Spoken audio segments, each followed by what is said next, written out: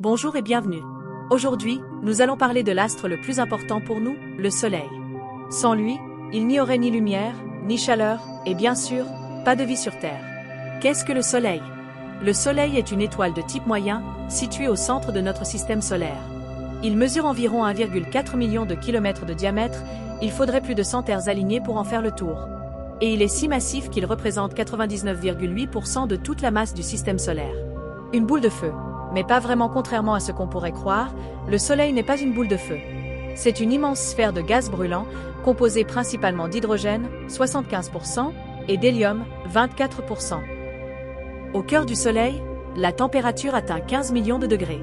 C'est là que se produit la fusion nucléaire. Les atomes d'hydrogène s'assemblent pour former de l'hélium, libérant une énergie colossale. Chaque seconde, le Soleil produit autant d'énergie que des milliards de bombes nucléaires. Lumière et chaleur, cette énergie se propage vers l'extérieur et finit par s'échapper sous forme de lumière et de chaleur. Il faut environ 8 minutes et 20 secondes à la lumière du Soleil pour parcourir les 150 millions de kilomètres qui nous séparent de lui. Sans cette énergie, la Terre serait une boule de glace morte, errant dans l'espace.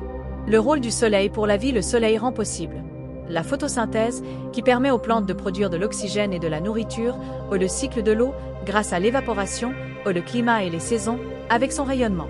Autrement dit, tout ce que nous mangeons, respirons, buvons ou utilisons comme énergie dépend directement ou indirectement du Soleil.